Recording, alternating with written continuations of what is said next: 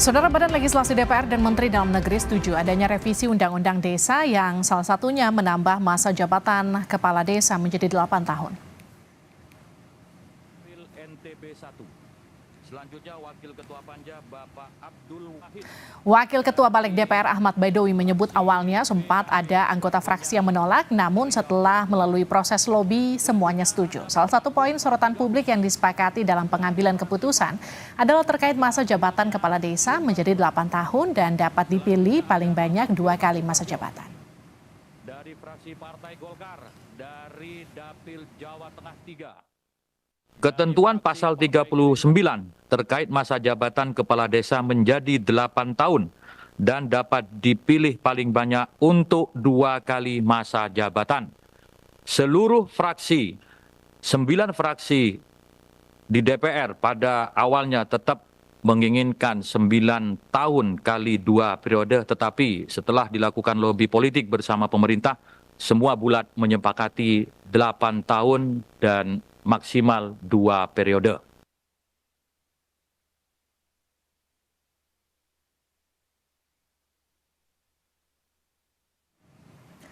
Dalam Undang-Undang Desa tahun 2014, masa jabatan kepala desa 6 tahun terhitung sejak tanggal pelantikan. Sementara dalam revisi Undang-Undang Desa disepakati masa jabatan kepala desa 8 tahun dan dapat dipilih 2 kali. Soal anggaran desa juga jadi perhatian. Untuk tahun ini anggaran desa mencapai 1 miliar rupiah per tahun. Anggaran itu akan naik karena anggota DPR setuju anggarannya naik jadi 2 miliar rupiah per tahun.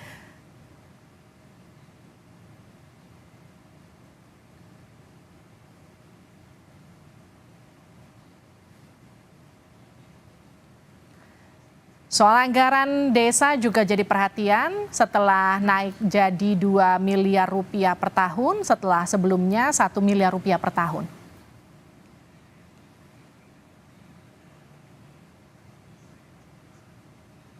Perangkat desa dari Asosiasi Pemerintah Desa Seluruh Indonesia (APDESI) kembali menggelar doa bersama hingga sujud syukur usai DPR menyetujui revisi Undang-Undang Desa. Revisi soal perpanjangan masa jabatan kepala desa sebelumnya sempat jadi sorotan. Dalam aksinya kali ini masa APDESI menggelar doa bersama hingga sujud syukur di depan gedung DPR pada siang tadi. Hal ini dilakukan sebagai bentuk syukur usai DPR menyetujui revisi Undang-Undang Desa.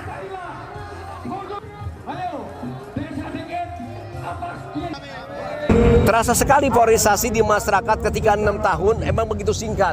Ketika kondusif masyarakat polarisasi diperbaiki dalam bentuk teman-teman di tingkat desa masing-masing, jabatan kita langsung habis. Harusnya ketika polarisasi selesai, kondusif nyaman, maka pembangunan tetap berjalan. Itulah yang membuat kita kenapa singkat. Kenapa? Karena kepala desa ketika menang, terpilih di desa masing-masing, urat nadi kepala desa itu dekat dengan masyarakat 24 jam. Ya itulah sehingga cukup singkat. Jadi harapan kita dengan 8 tahun ini, sesungguhnya 8 tahun bukan hal yang baru. Karena pernah terjadi dulu ya, 8 tahun 2 periode juga.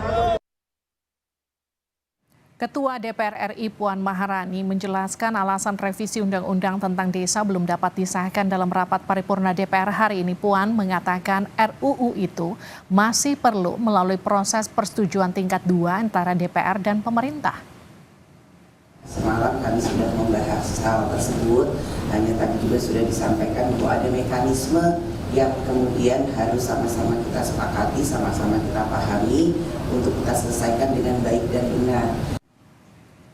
Apa dampaknya jika masa jabatan kepala desa menjadi 8 tahun? Bagaimana mencegah agar tidak muncul raja-raja kecil di daerah? Kami akan bahas bersama mantan Dirjen Otonomi Daerah Johermansyah Johan dan anggota Balik DPR dari fraksi PKS Mardani Alisera. Saya ke Bang Mardani dulu ya, Pak Johermansyah. Bang Mardani, jadi kenapa akhirnya Balik setuju jabatannya menjadi 8 tahun? Ya, Livi, Prof. Jo, ini memang proses tarik-menarik antara teknokrasi sama politisasi ya. Jadi desakan dari kepala daerah masuk akal.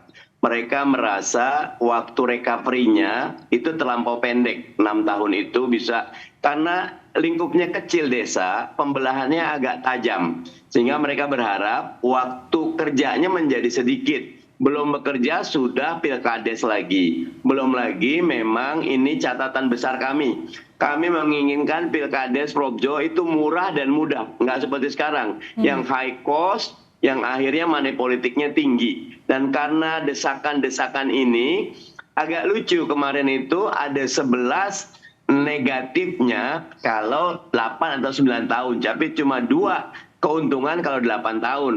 Keuntungan pertama efisiensi, keuntungan kedua masa recovery-nya jadi cepat dan ada masa pembangunan. Tapi kekurangannya ada 11 kemarin di draftnya punya pemerintah. Tapi karena memang kuat sekali tekanan, terjadilah kondisi diketuk palu semalam. Tetapi kami mengingatkan ini jadi peluang juga. Kalau kita bisa bikin pilkades murah dan mudah, maka orang-orang terbaik akan mampu memimpin desa. Gitu lebih.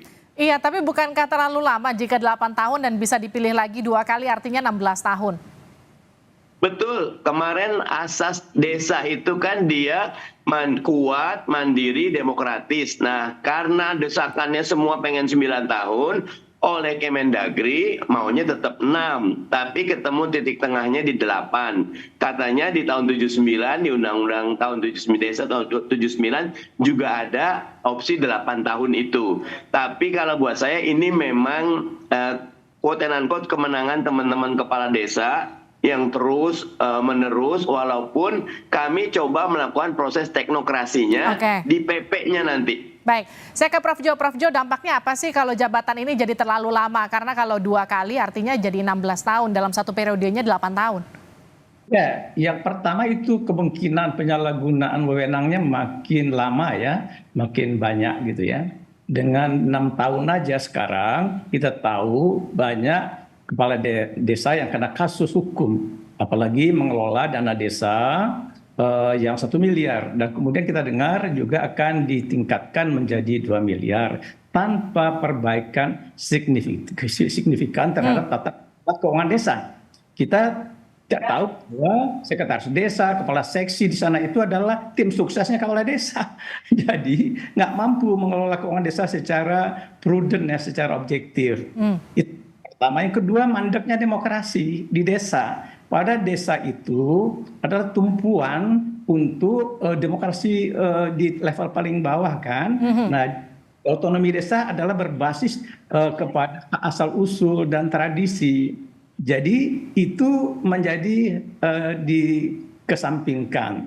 Jadi menurut saya kalau basisnya adalah kepada pengalaman undang-undang zaman Orde Baru, undang-undang yang ada nomor 5 tahun 79, itu kita keliru. Zaman Orde Baru itu kan sentralistik ya, 2 kali 8, kemudian politik desa itu menjadi daerah basis untuk pemenangan pemilu dari partai golongan karya zaman itu. Kepentingan politiknya sangat kuat.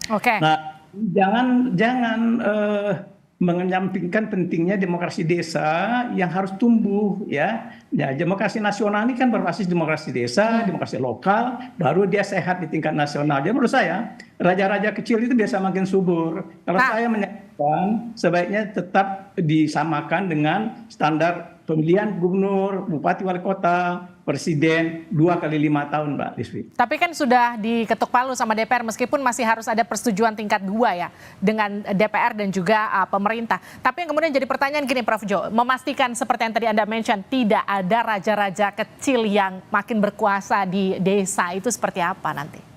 Nah itu dia. Jadi bisa nggak desa itu punya kontrol pengawasan yang kuat dari masyarakat desanya sendiri. Dalam praktek, power kepala desa itu sangat besar dan orang nggak berani men-challenge dia di level desa, di mana masyarakat sipilnya belum tumbuh dan kuat ya. Jadi dia bisa mendikte kuat sekali. Kecuali kalau pembinaan pengawasan di tingkat atasnya diperkuat. Misalnya maksud saya pemerintahan kabupaten, pemerintahan kecamatan itu harus binwas yang kuat kepada desa. Jadi ya, itu raja-raja kecil bakal lahir dan waktunya lama loh. Kalau 2 periode 2 kali 8, 16 tahun Mbak Lutfi ya kan. 3 periode presiden kita. Baik, saya ke Bang Mardhani. Bang Mardhani, ini koreksi saya kalau data saya salah. Di 2019 itu kepala desa yang terjerat kasus korupsi dana desa 45 kades. 2020 itu naik jadi 132 kepala desa. Di 2021 naik lagi jadi 159 kepala desa. Dan di 2022 174 kepala desa. Ini kena kasus korupsi dana desa. Dan sekarang yang 1 miliar justru dinaikkan menjadi 2 miliar. Jangka waktu mereka berkuasa bahkan diperpanjang. Lalu bagaimana kemudian pola pengawasannya supaya kepala desa ini nggak makin banyak yang terjerat? Karena tiap tahun jumlahnya selalu meningkat. Livi, benar itu angkanya, tetapi kalau kita lihat big pictures-nya, total desa itu 72.000 ya. Jadi kalau 100, katakan 200 gitu loh. Dari 72.000 tuh 0, tapi ini tetap penyimpangan. Tetapi kelebihannya begini Livi, kalau anggaran ada di atas itu turunnya susah, tapi ketika anggaran ada di bawah itu jauh lebih baik. Karena itu buat kami undang-undang desa ini bagus karena memaksa pembangunan bukan dari perspektif pusat, bukan membangun dari desa, tapi desa membangun. Perspektifnya lokal. Dan saya setuju untuk urusan demokratisasi justru Nyun Sewu Prof Jo, ini bagus sekali. Ketika pemilu dijalankan tanpa persiapan yang baik, yang terjadi itu tadi high cost politik, oligarki politik, interlocking politik sampai kepada involutif politik. Nah, kita pengen desa itu tidak kena penyakit itu. Makanya kita coba eksperimen 8 tahun ini memang kepanjangan. Tetapi mudah-mudahan healing sosialnya bisa terjadi dan kita perkuat juga di BMD, Badan Musyawarah Desa. Kita minta Dirjen Bina Desa, Prof. Jo sangat tahu itu yang ada di Kemendagri, betul-betul berperan. Bahkan semalam Kementerian Keuangan sudah menyiapkan mekanisme. Dana desa ini bisa tambah, bisa kurang tergantung dari prestasi. Kalau berprestasi, bagus, tambah. Jadi kalau kita punya 3 anak, Lipi, 1 nakal, seringkali pikiran kita kepada yang 1. Padahal yang 2 itu baik. Nah, kita lagi ingin yang 2 ini yang kita perhatikan, yang 1 yang dihukum. Tapi kan bagaimanapun kita tetap harus ada perbaikan. Karena kalau misalnya dari sisi, katakanlah dari sisi masa mereka berkuasa sudah diperpanjang menjadi 8 tahun. Dari sisi anggaran sudah ditambah. Tapi kan kita juga punya PR pengawasan supaya kemudian pengawasannya juga tetap berjalan. Karena secara logika ketika sesuatu itu mudah disalurkan ke bawah, itu juga mudah disalahgunakan. Nah, bagaimana kemudian pengawasan ini nanti lebih detailnya, Bang Mardhani? Livi, suaranya nggak kedengeran? Nah, ketika itu mudah disalurkan, itu juga akan lebih mudah untuk disalahgunakan. Pengawasannya akan seperti apa, Bang? Lipi boleh ulang, tadi ada telepon masuk, maaf sekali. Baik, ketika sesuatu itu mudah disalurkan, itu juga mudah disalahgunakan. Nah, bagaimana pengawasannya? Asas transparansi. Nah, itu yang kita ingin. Di undang-undang ini, maka desa harus menyiapkan dana desa kemana saja, alokasi per RW-nya atau per dusunnya seperti apa. Itu diumumkan di publik, semua bisa tahu, semua bisa mengawasi. Sehingga dengan di undang-undang ini kita ingatkan, bahkan Kementerian Keuangan, Prof. Jo, siltapnya selama ini gaji kepala desa dan perangkat itu nyangkut di kabupaten. Sekarang mereka langsung ke rekening desa. Artinya kita udah, ayo, kita udah kasih wewenang, kita kasih anggaran, kita gaji dengan baik, kita minta transparansi, kita minta profesionalitas, kita minta mereka benar-benar membangun desa. Begitu, Livi. Bang Mardhani, ini kan 8 hari jelang pemilu ya. Boleh nggak kalau kita berasumsi ini karena tekanan elektoral sampai akhirnya DPR ketok palu, dana desa ini kemudian disetujui? Meskipun di paripurnanya masih belum ya? Belum ada pengambilan keputusan tingkat 2. Kami masih ada waktu untuk mengawasi, merevisi, bahkan memperbaiki. Oke. Terima kasih Prof. Jo, terima kasih juga Bang Mardhani sudah hadir di Sapa Indonesia Malam, sehat-sehat selalu.